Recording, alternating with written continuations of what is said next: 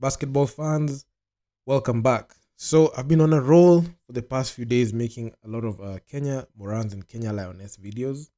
And in this one, I'm just going to be talking about what I saw in the Fallen One podcast. So they released a video showing the team Lioness and team Morans somewhat a bit preparing for February. And I must say, the delusion is at an all-time high, and these people do not understand what they're getting into. So let me lay in on the women's side, because the women, that pep talk was very good that they were given, but let me tell you, I don't think it's going to be enough. And I don't think it's going to even be sufficient. Even the training that they're going to undergo in the next 2 weeks, or even let's say 2.5 weeks, which is very short to prepare for a continental showdown, like to the scale that we're going to see. And they're going to fly to Egypt, Cairo, Egypt, to be specific, and they're going to play and look towards securing a spot to the Afrobasket this year. And going per what recent history, 2 years ago when they played, this is a team that, they didn't put a lot of effort in changing how they played. They didn't have a consistent style of play.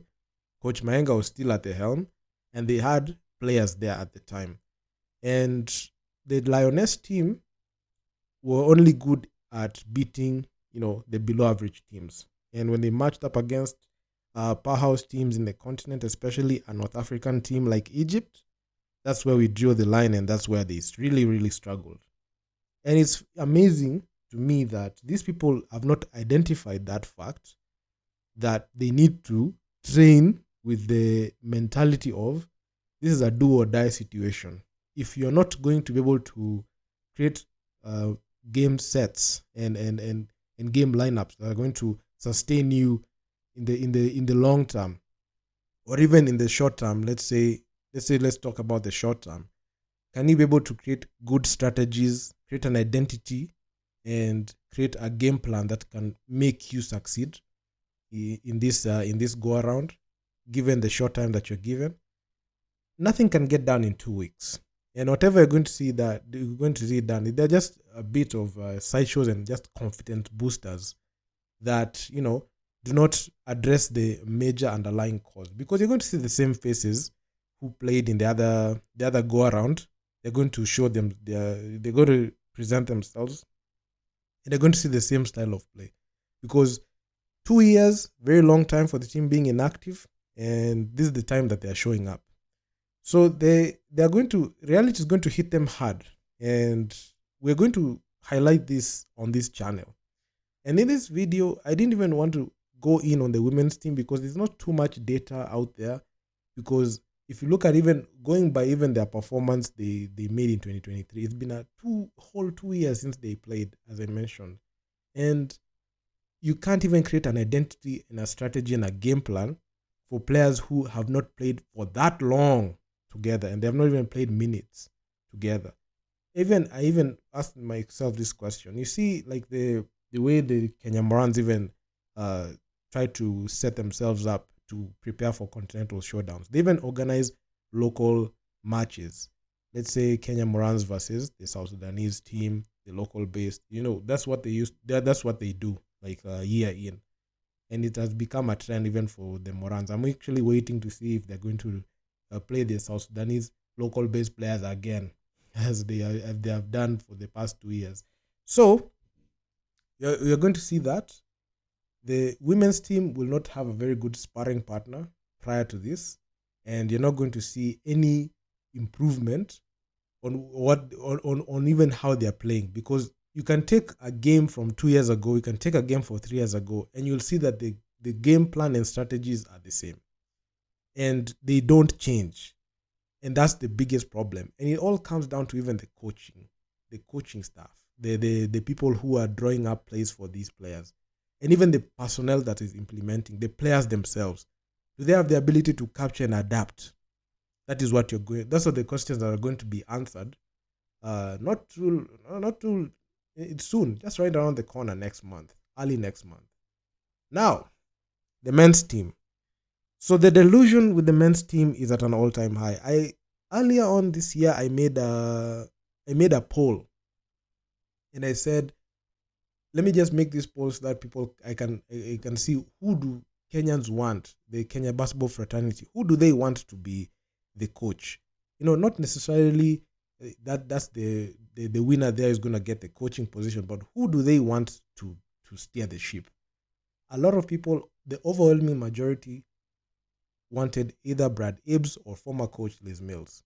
So Brad Ibbs is the coach for the Nairobi City Thunder, and he was instrumental in coaching the Nairobi City Thunder to the BAL. And Coach Liz Mills, she coached the Kenya Morans in 2021, helped in qualifying for the Afrobasket, coached the Afrobasket, then she departed. I talked about her story and how she departed in depth on Instagram and on videos on YouTube. But that's not the topic. So the person who is coaching the Morans right now, Coach Cliff, the man didn't even get votes. And even if you go by the public perception, even on social media, you can see an overwhelming majority don't want this guy to steer this ship, because the man has proven to be the most incompetent person and incapable in coaching this team. And there's a reason as to why KBF insists that he has to be there, because the cabal, they don't have the objective of winning. They don't care about winning. They only care about the trip and the per diem they're going to enjoy, or even visiting a foreign country on taxpayers' money. Remember that. Right now in the country, we are having a lot of issues politically. This is not a political channel, but the Kenya Morans are using taxpayer money to be facilitated. If the money is coming from the government, that's taxpayers' money that is being utilized, and is being misused by poor leadership. But now we are seeing the coach is being put there, a coach who's very incompetent. Any person, any right-minded coach will tell you that they can't take on the national team assignment with only less than 5 weeks to prepare. Nobody will ever do that. But in Kenya, it happens when you have a coach that has a losing record. Remember, Coach Cliff, when he coached the first half of the Kenya Morans qualifiers in 2020, he had a record of 1-2. And in those 2 games that he lost, they were very embarrassing. The game against Senegal, that was a blowout, and the game against Angola was a blowout. The only game that he managed to win was the Mozambique game. And he was able to coach that. But you can see, even when they his departure and they brought in Coach Liz Mills, she left. When Coach Cliff was brought back to coach the Kenya Morans for the FIBA World Cup, you can see the madness. The Morans went 0-6. When Coach Cliff coached the Morans in the FIBA World Cup qualifiers in 2022, February 2022, the man conceded more than 130 points in 3 games when he was coaching. He lacked strategy, he lacked identity, and he lacked a philosophy. And the man has just been embarrassing our country. Yes, a lot of people are saying that he won the silver in 2019. The Afro-Chan came in 2023. Instead of defending that silver and challenging for gold, what did he do? He led that team to 6th place. They won the first game against Cote d'Ivoire, lost against Gabon, and lost against Morocco. Won that classification game against Nigeria and lost against Tunisia. In a classification game, it was very difficult for him to win. Now, he was also given the assignment last year to coach the first half in the window 1 for the Kenya Morans. Look at what he produced. The team lacked identity. The team lacked... the team did not even operate as a unit. And if you look at how he coached the team, in game, if you look at even the substitutions he was making, the man did not know the best team that he had. He didn't have a winning lineup. He was just subbing in players in and out, trying to throw things on the wall to see what sticks.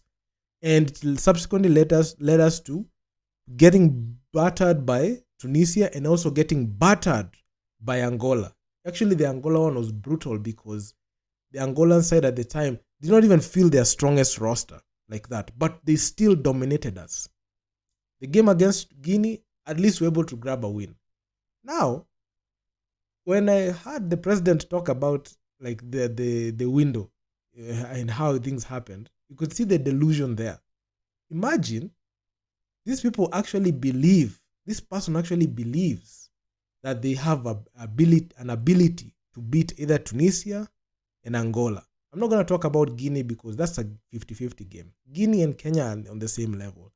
Tunisia and Angola are teams on another different level.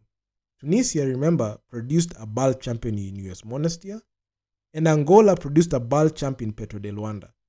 Guess where all these players are going to be congregating? The players who play for Petro de Luanda, they're going to congregate in that Angolan team. And right now, it's the final window. So that means every single game counts. Only 16 teams can qualify. And it will be a gauntlet because every single day we're going to be seeing 10 games happen. And you can even have a winning record but get removed by point differential. So if you don't blow out the matchup and beat those teams convincingly, not the way we beat Guinea. Guinea, we just beat them by 6 points. It was a game that would have gone either way. So even if you have positivity, because it's important that even the people at camp, even the players must have and also maintain some level of positivity and confidence, which is very important. But if you look at the statistics and reality, you will see that Tunisia and Angola are very two difficult matchups, and the steps in which the Morans are trying to address those matchups and try to see if they can be able to create strategies to win will flop hard on them. And it will be a similar thing as last year. Or even worse. Because what is it that they are doing to change? Did they even go back and watch the film? If they did watch the film, what did they see? Because if they saw what I saw, there are players who are not supposed to be on that list, in that call-up. Not supposed to be there. Bosire, Griffin, Desmond, not supposed to be there. Get other players. Look at having a combine that you can be able to select players, similar to what the BAL combine is. Go to scout players. Create a place where you have trials. They didn't do that. Okay, the players that you're saying that have experience. Okay, look, we have players who have played in the national team for the longest time. You insist that these players have experience. Someone like Griffo, he has played in that squad. Remember, somebody like Griffin, and I'm going in on him. Griffin was left off the NRBC Thunder because the NRBC Thunder understood that to get to where they needed to be, they needed a person who is versatile at the point guard position. That's why they signed Eugene, and that's why they signed UC. Griffin was not going to give them any production when he came there. Yes, the man is talented, but has no output. Look at a guy like Bosire. Go check out the highlights of what happened between, not even the highlights, go check out the full game of what happened in Tunisia. And you check out the Tunisia game, check the Angola game, check the Guinea game. Players who are very unreliable. Man, the only person who was actually, there are 3 people who are top quality. We had Albert Odero, Kenyan Airways was top quality. The man was helping, was trying to keep the team afloat. But the people around him couldn't do anything. Eugene Adera, somebody who is the next generation point guard. That is a guy that must be on the starting lineup. Derek Ogechi, imagine having this guy operating at the way he operated at the NRBC, when he played in the NRBC Thunder. Tyler Ongwai committed to the NRBC Thunder. No, not the Kenya Morans. He plays for the NRBC Thunder, but he said he's going to play for the Kenya Morans. Will this situation be different? The only thing that we can know for sure is if they are able to understand the magnitude of the competition and use and they're able to know that this thing is going to be very difficult and understand they need to game plan for every single specific game. Like if you're playing for Tunisia, if you're playing against Tunisia, it's not the same way you're going to play against Angola or Guinea. They have to understand that. Imagine this person came out and said that, the president came out and said that the most difficult game was that Guinea game. Okay. So the most difficult game at the time was Guinea. So imagine that, the level of delusion that these people have, not acknowledging that Tunisia and Angola are they are the top nations when it comes to basketball in the country. And you don't even look at that. Those are the most difficult matchups, because if you look at those games in depth, you'll see that Kenya Morans are being exposed brutally. And it stopped even being a joke. Sometimes you watch the games, you laugh, but man, it was not even it stopped being a joke anymore. It's not even funny anymore, because if you have people in leadership, in KBF leadership, who do not understand that you need to act different and you need to think different when it comes to winning continental matchups, we'll keep getting the same results. How is it that Brad Ibbs was not reached out to coach the national team? At least you could say, at least KBF will have come out and said, hey, look, we reached out to him. He said he's not going to be available. At least you do that, make that effort. Why do you recycle this coach who lost in the KBF finals and you give this person the responsibility to coach? Why is it that you believe that Coach Cliff can do it? The man can't do it. He has shown that he's incompetent. The man has had 4 wins in 4 years. He is averaging 1 win per year. The man can't do anything. The man has lost the plot completely years ago. But still KBF insists. Corruption. And that's the reason as to why I even mentioned nepotism. Even I made a video how nepotism has ruined national team selections. Even with the players who are there. We have old players there on that team, and they insist that they have to be on that team. They're treating the national team as a club, led by that team manager for the Morans, Kushla. Yeah? There's a huge problem. And then you have people like Folenon propagating this nonsense on social media, trying to tell you that they are doing, actually, they're putting in work, all that. You know, that pep talk, it doesn't do anything. It's just online banter to me here. The most important thing is, do these people understand that what you do behind the scenes will always reflect? You don't have to just show and pose on the cameras to show that you're doing something. Go ahead and train. Go ahead and train and show us that you have the ability to take this team to the next level. But these people clearly don't know what they are getting into. KBF, the Kenya Morans, are a total failure. And let me tell you, their days are numbered. Especially when it comes to the Kenya Morans, you're going to see it. The truth will always reveal itself on the court. They can have all the many interviews they are doing, they want. They can do all that, but the truth will always reveal itself on the court. When that ball is tipped on a tip-off, you're going to see everything. Everything is going to come back full circle. And the excuses, I'm actually waiting to see what excuses they're going to line up this time. Because now, things are going to get now challenging and difficult for them to be able to cover up their failures and mishaps. Because the question will come, why is it that you waited this long to put the team together? Why is it that you people waited this long to address issues concerning the national team? You can even cite locker room issues. You can say, oh, we don't get facilitated on time. Oh, you have to do this. So all those, I'm waiting to see the excuses they're going to drop, especially at the post-game pressers. You can't say inexperience because you have players who have played for the Morans for years. You have players who have decided that the Morans is their club. Now you have a coach that has coached in so many continental tournaments representing the Morans, but has a track record of failure. So you're going to explain to us that. So those are the questions that Kenyans will have, yours truly included, because I'm not here for any excuses to be dropped by anyone. And it's actually quite pathetic, and it's a very sad state of affairs. If you go back and look at it, if you look at the statistics, the tail of the tape, everything, one thing that you must understand, even if you're watching this video, the statistics and the film will tell you everything you need to know about these players. You'll know whether this player is supposed to be on the team or not.